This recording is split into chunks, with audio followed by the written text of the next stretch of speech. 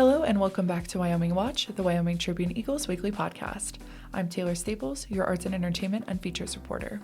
This week, I spoke with Jeff Lippencott and Cheyenne Symphony Orchestra, Maestro, William Intriligator about the upcoming CSO concert, Rhapsody in Red, White, and Blue. Lippencott is an Emmy-nominated composer who's been making music for television since the early 2000s, including for shows like Shark Tank, MasterChef, and The Biggest Loser. Lippencott was commissioned for multiple pieces throughout the season, including American Patriot Hymn, which will make its world premiere debut at the upcoming concert on April 12th.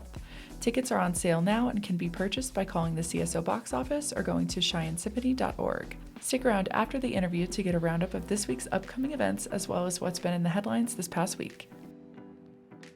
So I wanted to chat with you because I write previews about all of the CSO concerts that happen, and I thought it would be maybe cool to I love William, he's so wonderful, but I thought it would be great to get kind of a different perspective and a different voice in the story too, especially since you're the composer in residence. So I know I've asked William about this before, but how was that presented to you? How did you get to be a part of the CSO this year and be the composer in residence? Well, originally, Zul Bailey, who is a world-renowned cellist, and I have been sort of shopping my Pastoral Lands cello concerto for 5 or 6 years now. Mm-hmm. And we never really found the right spot to record it and to premiere it. It just never, we went around different places and just never the right fit came along. And then one day he called me and said, I had an interesting conversation with William up in Cheyenne, and I think you should talk to them.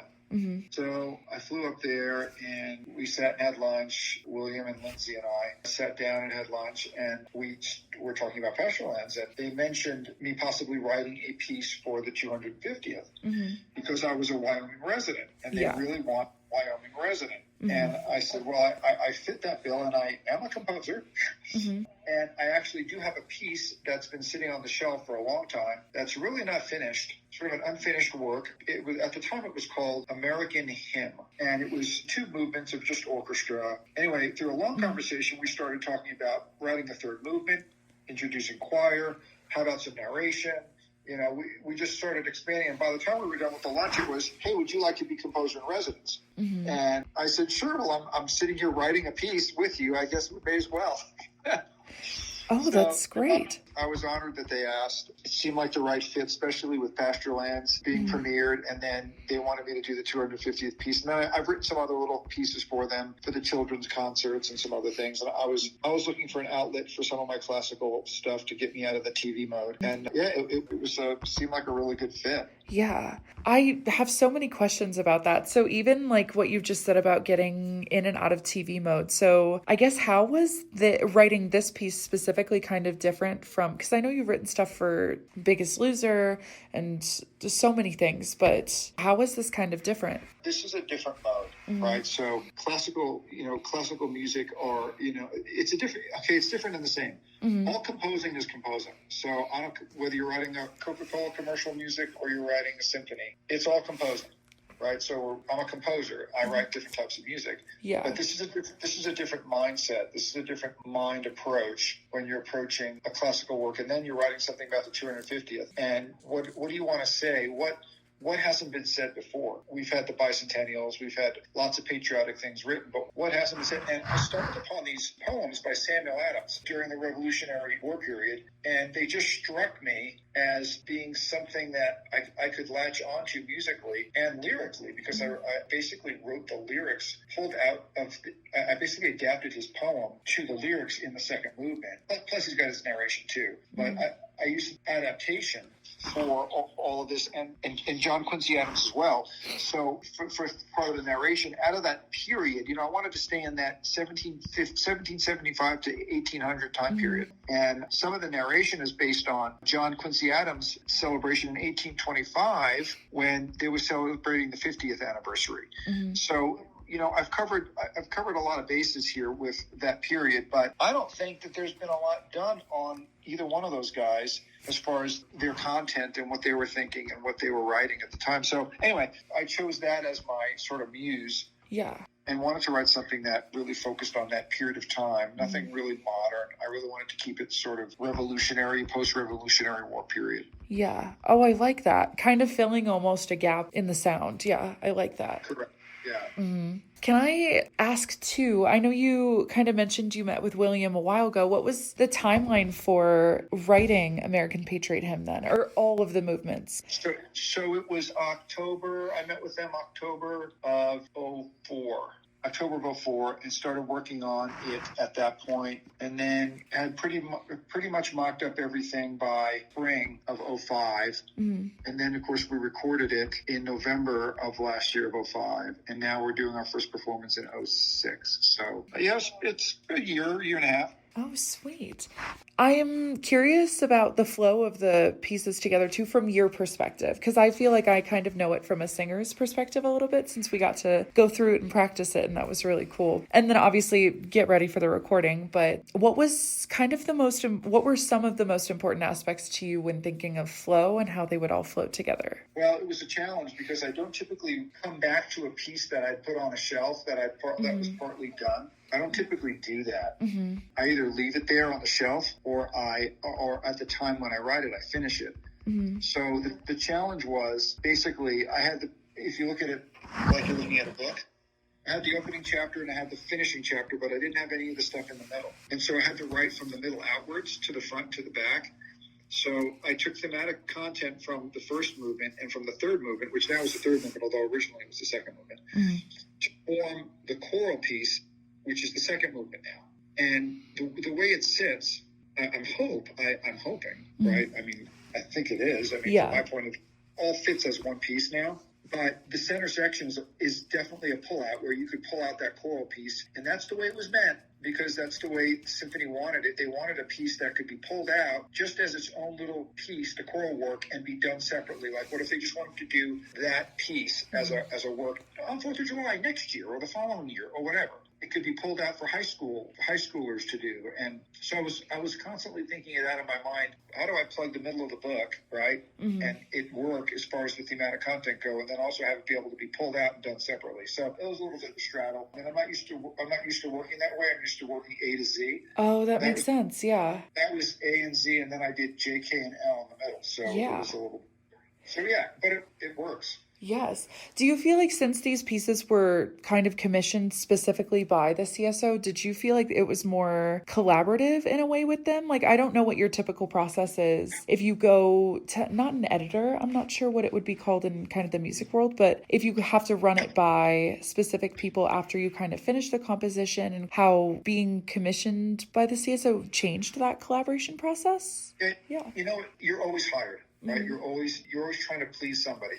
So whether it's Lindsay and William, or whether and the audience in Cheyenne, or whether it's a TV producer and the millions of people watching my shows, you're always trying to please someone, because that's how you get hired. That's how that's how you get rehired. You please your client. Yeah. And client's always first. And although the basic idea was already there in process when I brought it to Cheyenne, I thought it was very collaborative. And I sent them demos, and I would demo stuff out, the choral stuff, the lyrics, what I was thinking narration-wise. So Lindsay and William were very much a part of the construction of what we have today, as far as the parts and the whole. So yeah, it was more collaborative than typically I do, but it was fun for me. I enjoyed it. That's so neat. Yes. I'd love to know you mentioned your muse earlier, which I loved. I love that word. I love that you used that. But lyrically, when you were adding lyrics, because I remember you said that was almost like a thing you guys thought of later to integrate the choir into. What was the inspiration behind the lyrics? Well, those texts from Samuel Adams, they were actually poems. And so they had a lyrical lilt to them already. Yes. Right? So there was already some sort of a rhyming scheme to them, which made it easier. But I had to fill in a lot. I mean, you have to make verses and choruses. Yes, yeah. What's going to be what? How is it going to sing? Does it sing with the melody? I mean, words and melodies, they're not, you just can't slap them together. There's a rhyme and a reason why some lines work and some lines don't, why some songs are hits and some songs aren't. And a lot of it's in the way the lyric fits the melodic line. It's not just that you can take a poem and put a melody to it and make a song. It just doesn't work that way. For sure. So I had to sort of backtrack on that whole process, because typically I write melody and lyric at the same time. The poems were there, and so I had to sort of of deconstruct them is what I really had to do. And then put them back together with the melody that I had in my head, which was a linking melody from the two other movements that were already done. Yes, yeah. So a little bit of a process. For sure. Yeah, definitely an interesting way to work through it. I am also curious, and maybe this has no influence on it, but since you've been living in Wyoming, do you feel like that almost influenced even the melody for this song for you? Because I know you obviously pulled from John Quincy Adams, Samuel Adams, but yeah, how did kind of living in Wyoming affect that piece? And also maybe even Pasture-lands too. Well, the funny part about it is I'm from New York, and I've always had a fascination with the West. Since I was just a little kid, I'd read all old Western novels and Louis L'Amour. And when I finally moved to LA and got to explore the Sierra Nevadas and Northern California and Eastern California and Nevada, and even, my house in Oregon, I fell in love with the Western landscape, and it sang to me in my mind. And I wound up evolving into this sort of painting. I kind of sort of painted the landscapes with my melodies. And I would hear these melodies as I was driving along, especially like in Pasture-lands and American Patriot Hymn. The Patriot part of it is something we added because of the middle movement. Mm-hmm. But originally, my working title was American Hymn. And it was just this sort of hypnotic melody of America, of pastures and American life, and from the founding until now, and what America is, and freedom and sacrifice and war and peace. Mm-hmm. And all the things that we've gone through as a country that are unique to our society really sang melodies to me, which I know sounds weird, but they create melodies in my head, very much like Pasture-lands. I'm a light runner. Okay, so I run 3 to 5 miles, whatever. But I would run through the pastures and through the dirt roads, in and out of pastures, and see the cows and the wheat and all that. And that's where Pasture-lands came from. And same thing with Grand Teton Suite, hiking up the Gros Ventre. Yeah. I came up, would be hiking up the Gros Ventre and see the Tetons. And I just had these melodies just sort of come out of me. And it's almost like I'm painting with music. I don't even know how to say that correctly, but I love that's that. That's what I do. Yeah. That's the way I write. Oh, that's so wonderful. I also, just out of sheer musical curiosity too, when you were writing the melody, what instruments were you kind of envisioning in your mind were kind of the big players? You know what? I don't. I have a template in my computer, and it's got all the instruments that I could ever want. Right. Built around my film and TV career. Yeah. So everything I want. I've got a supercomputer, and I can pull up anything pretty much. And I play a lot of different stuff too. I can pick up stuff and sort of play things here and there. But it's right at the moment. Mm-hmm. So it's just the moment. Like I'm sitting there writing, and I put my hands down, and I know that's an oboe. Yeah. Or I go, that line's a French horn. Mm-hmm. Or this is a guitar line. And that's either my brain just sort of doing that, or it's just many, many years of experience knowing that line would sound good as an oboe, not as a trumpet. Mm-hmm. You know what I mean? It may be more experience than anything. I don't want to say it's like this crazy gift that I have. Yeah, that's fair. Yeah. I think it might be just experience, like with writing melodies for the choir, and trying to marry that lyric to the choir. It's like just many years of knowing, okay, well, this melody's not going to work in this form with this lyric because it's like I'm trying to cram it in, and it needs more room. So maybe I need to spread the melody out some more to let the lyric breathe. That's probably just experience. For sure, yeah. And I mean, that's why they pay you the big bucks, for sure. But yes. Sure. Oh, that's awesome. But yes, I just kind of want to get your overall thoughts on being the composer in residence for the season, because this is kind of the last big CSO, because I know we have the July 4th free concert that we're putting for the community in the summer, but this is our last big seasonal concert. So how has it been being the very first CSO composer in residence? It's been fabulous. The whole group of people from William to Lindsay on down have been so kind to me, and so welcoming, and the community is so welcoming. And maybe it's because I'm a resident of Wyoming, but I don't think that's it. Yeah. I think the whole environment there in Cheyenne is just a friendly, welcoming, pro music, pro creative, pro composer, pro player. They just want to support the arts, and they do such a fine job of it. I mean, honestly, I think that some of the bigger organizations in the country could take a look at Cheyenne and go, hey, this is a way to run a Boston or New York or LA. And I'm not saying they're bad. I'm just saying, I've worked with a lot of different orchestras, and friendly is good. Mm-hmm. Welcoming is good. Standoffish, not so much. By the way, don't write that I think Boston is standoffish. All respect to Boston, yes. No, come on. No, I'm just saying that there's a small town feel with a big town talent. 100% get what you're saying. Yeah, that's totally. And I think people even in the audience will even just sense that from listening to anything. I also spoke with Intriligator about the other pieces that will be featured at the concert, including Duke Ellington's Harlem, George Gershwin's Rhapsody in Blue, and Florence Price's Piano Concerto in One Movement. Here are clips from that conversation. So tell me kind of about the other pieces in the concert. And also, I'm excited to talk about Michelle, who's coming. I think it's awesome. Yes, she's so wonderful. So we'll start with Jeff conducting his American Patriot Hymn, which even though we recorded, this will be the world premiere in performance, you know? So that's super exciting. And we have Daniel Geldert. He will be narrating. And of course, as you know, the chamber singers and some singers from the UW choruses in Wyoming, University of Wyoming. So then we'll move on to Duke Ellington's Harlem. Now, with a whole season of music of American composers, Duke Ellington was one like Bernstein and Copland and Gershwin that like you have to include. Like Ellington, although he's, you know, more known for his jazz work, he has written so much for the symphony, and just in terms of his sheer impact and productivity and brilliance and genius, he is clearly one of the greatest composers America has ever produced. So Duke Ellington, grandson of a slave. And so I'm passionate about Ellington and his music. We're going to be performing his Harlem, which he called a tone parallel, kind of like a tone poem. It's a symphonic piece with 5 saxophones and tons of jazzy clarinet solos and a drum kit and all sorts of jazzy trumpets and trombones and almost impossibly high jazzy trumpet parts, which are super exciting. So he called it a tone parallel because it was supposed to be like walking along the streets in Harlem, the Harlem neighborhood of New York City on a Sunday afternoon, running into different people and hearing different experiences and different kinds of people. So we're going to play that piece. Like I said, I'm so excited about it, and I'm so committed to the idea that Duke Ellington is one of our greatest composers, you know, and it doesn't have to be like the so-called serious symphonic composers only, you know. Ellington is super important. And yeah, so that's that piece. It's about, 17, 18 minutes, something like that. Super fun that we get to have 5 saxophones. Usually it's a rare special treat when we have one. We have 1 saxophone in West Side Story last month. Yes, yeah. That was exciting.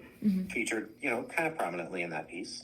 And the 5 saxophones, that's a whole nother sound. That's a whole nother sound world. That's a whole nother musical world. So that's going to transform the orchestra as well. So yeah, the orchestra will be transformed into a sort of mega jazz symphony. It's going to be awesome. Yeah. I'm imagining Blues Brothers vibes. Very excited. Kind of. Yeah, a little bit. Yes. Yeah. In fact, there is one section that sounds exactly like Cab Calloway in the Blues Brothers. Yes, there's one part that sounds just like that. That's awesome. Yeah. So then after intermission, we get 2 piano concerto-like pieces with Michelle Kahn. You know, normally we bring in a guest soloist, they play 1 piece. In this case, Michelle has graciously agreed to do 2. Now they're both a little bit on the shorter side. So the Florence Price Piano Concerto in One Movement is about 18 minutes. And Rhapsody in Blue by George Gershwin is also about 17, 18 minutes. So yes, yeah. The Great Gatsby song. And the concert in that order. So it's going to be awesome. Rhapsody in Blue is such a favorite for so many people. For sure. Yeah, even people who will only recognize it from, aka like me, only recognize it from like The Great Gatsby. What a great way to end the concert. Fantastic. Yes. I thought you were going to say from United Airlines commercials and stuff. Oh, United that's so interesting. Constantly is playing Rhapsody in Blue. They must have paid through the nose to the family of the estate of George Gershwin because they're always playing it, which is cool. I mean, it's great. It is very American. It's like a quintessential piece. And it also it also calls for 3 saxophones. So we get to use the saxophones more than once. Yay. Yes. Yeah. That's amazing. Yeah. They're probably stoked about that. That's awesome. Yeah. I'd love to know kind of how you got in touch with Michelle. So I know you have a ton of connections, and I know I asked this about a lot of the guest instrumentalists that come in, but yeah, I'm just so interested. Yeah, this is one where she was not on my radar until one of the players in one of my orchestras said, hey, I just worked with this amazing pianist with one of the other orchestras I play in, Michelle Can. You have to engage her. And I was like, oh, okay, who is this? So then I started looking into it more and saw that she's won a couple Grammys. Actually, at that time, I think she'd only just won the one, but recently, maybe a year ago, she won another one. But yeah, so we've been I've been in touch with her manager for a couple years now trying to get her. And it just was a perfect way on this season of American music to have her doing Florence Price and George Gershwin. The Florence Price piece is like one of her specialties, but so is the Gershwin. So the two of them together, it's just perfect. Her first Grammy was for a recording of the Florence Price. Oh, phenomenal. Yeah. Okay. Yeah. And even though it's called Piano Concerto in One Movement, honestly, there are three very clear movements in it. It's just that I think the composer chose that title because it's such a short concerto. So even though it's sort of like the normal length of like maybe one movement of a really big concerto, but it has three separate movements in it, really. I love that. And it's so beautiful and playful and awesome. The first movement is very dramatic, very exciting, and has some darker moments. The second movement is this gorgeous, like intimate chamber music with the piano and the orchestra oboe player and then the strings and others. And then the third movement is just pure fun. It's got a really, really fun little tune that just circles around the orchestra, and Michelle plays it in such a fun and playful way. Her positivity is contagious, and just everybody will be smiling. She's amazing. She's so great. I love that. And with those pieces too, she is the centerpiece and the piano is the centerpiece, obviously. But what are the sounds that people will be hearing and the instruments that people will be hearing that will be backing her up in those pieces? Well, in the Florence Price piece, it's a fairly traditional orchestra, nothing too unusual, but she really has a masterful way of writing for the orchestra too. She knows just how to bring out the best in some of the woodwind colors, some of the strings. The Gershwin, of course, has a lot of unusual things in it. Besides the saxophones, it starts with a very famous clarinet, jazzy, they would call like a schmear. In jazz terms, it's like a... And there's a lot of different uses of like muted trumpets and muted trombones to create that sort of jazzy effect. And in the original, there's also a banjo in the Rhapsody in Blue, which often is left out. And although we've had banjo on one of our concerts previously in Cheyenne, we are leaving it out, which is normal in Rhapsody in Blue. Yeah, it's kind of an unusual little thing when it's included. And then the order too that you guys chose, I feel like Rhapsody in Blue is such this like big, loud piece. Was that kind of intentional to end the concert with Rhapsody in Blue when you were kind of creating the order? It's not just that it's big and loud. It does have a great ending. But actually, a lot of these pieces have a great ending. The end of American Patriot Hymn is huge. The end of Harlem is also huge. They're all really good endings, actually. Yeah, so this is a concert with big orchestra and a lot of big razzle-dazzle endings. The order, I think, had to do with the fact that Rhapsody in Blue is also such a favorite, such a well-known piece that it kind of has I feel like it belongs at the end of a concert instead of before intermission. It just, it's so good, you know? There's something culminating about it. Yes. I'm also curious, since this is kind of the last of the Masterwork series, and I know you guys usually don't preview the upcoming seasons for the next few months, but is there anything you'll be teasing to the audience even kind of about next season, or is that something you'll talk about, or? Yeah. Actually, I'm really glad you asked. We have decided to do things a little differently, and we actually announced next season last month already. So it's like... The entire program for next season is already in everybody's hands, and season ticket renewals are ongoing right now.